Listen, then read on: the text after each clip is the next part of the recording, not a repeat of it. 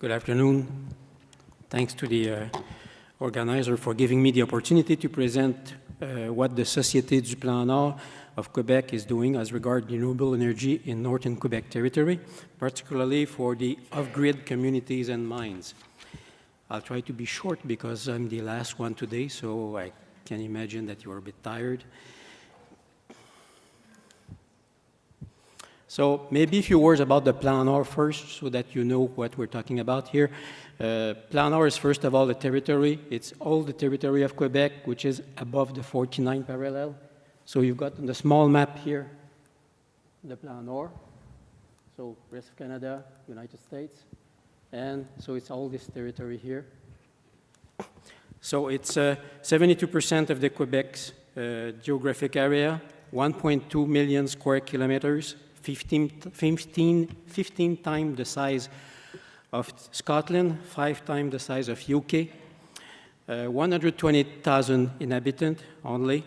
A third of it is Aboriginal, composed of Aboriginal population, including 4 nations, the Inuit, the Cree, the Innu, and the Naskapi. 63 communities, 31 Aboriginal, 32 non-Aboriginal, 21 isolated communities, which are up north. 7 mines are not connected to the grid either, and 11 mining projects very likely won't be connected as well. So the environment of this territory is fragile, especially because of the climate change and melting permafrost. The area covered by the Plan Nord offers significant mining, energy, forest, and tourism potential.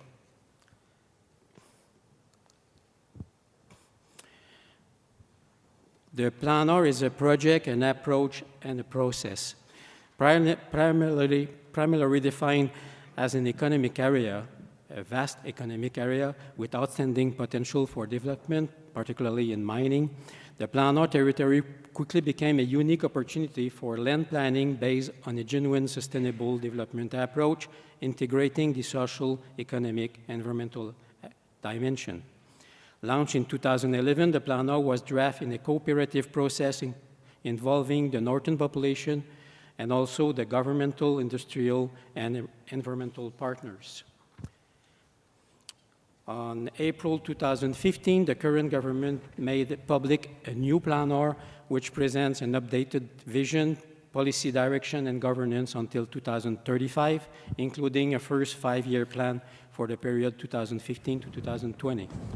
The vision of the Plan Nord strategy summarized pretty well what is the Plan Nord, and I'm going to stop talking about the Plan Nord right after this element here. So the Plan Nord will have enabled by 2035 the development of this area of rich and diversified resources for the benefits of its population and the whole of Quebec through an exemplary form of sustainable development based on comprehensive, integrated, consistent, and responsible approach.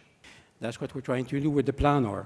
To implement the Plan Nord, the Quebec government has created a Crown Corporation, the Société du Plan Nord, to support and coordinate in partnership with all the stakeholders, including the government agencies and departments, the integrated, coherent, and sustainable development of the Plan Nord territory.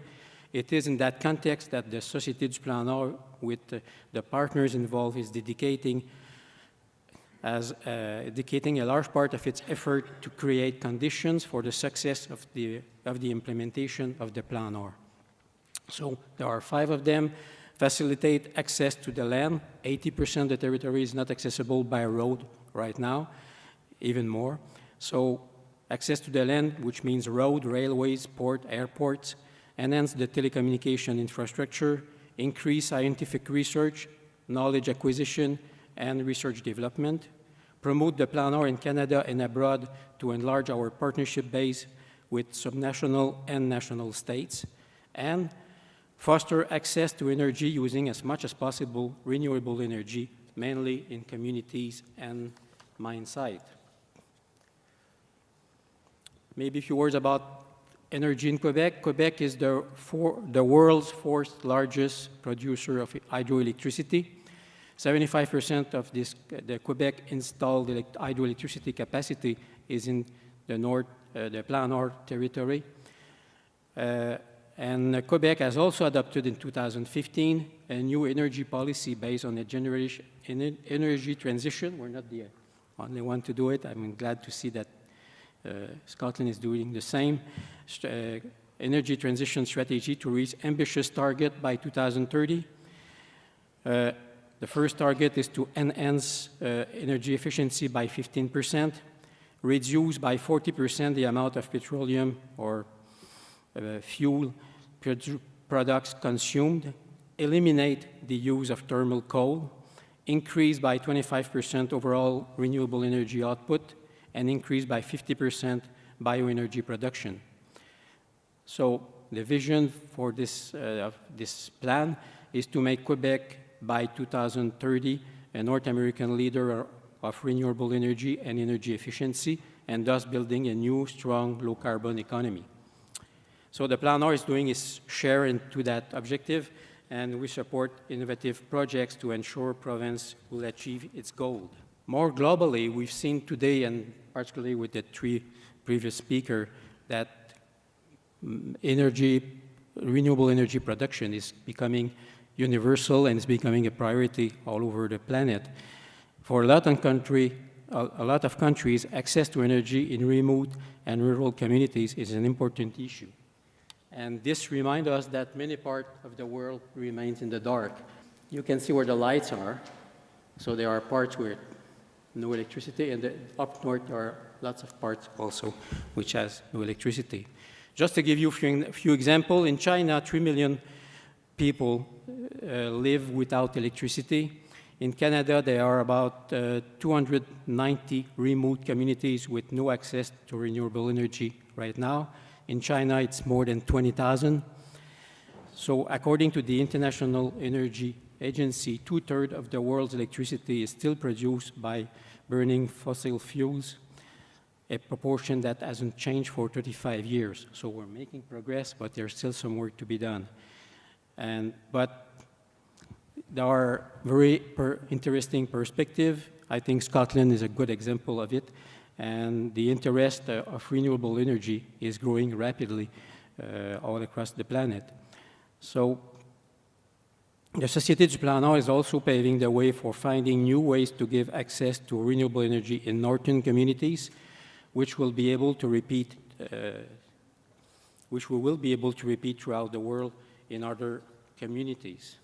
So our action plan to develop renewable energy is aiming to concrete 4 steps action for using the Plan Nord communities and the mines on the territory as a laboratory. So our intent is to initiate and participate in research and development projects on renewable energy, test different avenues and technologies through pilot projects that could be done in partnership with communities, private companies, and even with other provinces in Canada, subnational state, and countries, produce commercially innovative and proven efficient, reliable energy solutions, and share and export these solutions as much as possible. 6 examples of what we are doing right now. So since we are doing research and want to try through pilot projects, we're testing all kinds of renewable energy. So different example, wind energy. The Raglan mine north of the 60th parallel built 2 years ago 3 megawatt wind turbine, which works at the rate of more than 50%. And this is the first wind turbine of that size that has heated blades, because at minus 50 degrees in winter in north of Quebec, the blade wouldn't last more than a few minutes if you were using it. So it has been used last winter for several days at below 50 degrees Celsius, and it worked at more than 50% efficiency. So that's the kind of products that we try now. Another one is as you see on the screen, we are also working on the construction of a commercial greenhouse, which will be heated by waste-to-energy technology to ensure food diversification and food security in the Inuit communities. So And we do it by burning the community waste because with permafrost, it's just impossible to bury it. So it's a two bird with one stone. We produce vegetables to the community, and we also produce heat for the greenhouse. Our third example, we are also running research and development studies for the implementation on the Northern Territory of hydrokinetic power in a fragile and ice environment, which is very important in the north of Quebec. A fourth one is to test a proposal of geothermal energy for heating a new medical complex in the Nunavik area again. We have also projects concerning biomass and biofuel energy, and the Research Center of Hydro-Quebec, which is a nationalized hydroelectric company, which belongs to the Quebec government, is working on energy storage using different technologies, hydrogen being one of them. So a friend of mine told me one day that what we can dream, we can realize it. Well, my dream is that by 2035, at the end of the first Plan Nord, there will be no GHG emission on the territory of the Plan Nord. I really believe it is possible. After the example I've seen today, I'm even more encouraged than I was before. If we all work together to innovate and develop new technologies in a collaborative way. And the Quebec government is very open to that approach. And also, if we do share the developed expertise, we can make available innovative and proven efficiency renewable energy solutions everywhere it's needed on the planet. That would, I believe, be a nice contribution to my grandchildren and the next generation altogether. Thank you very much.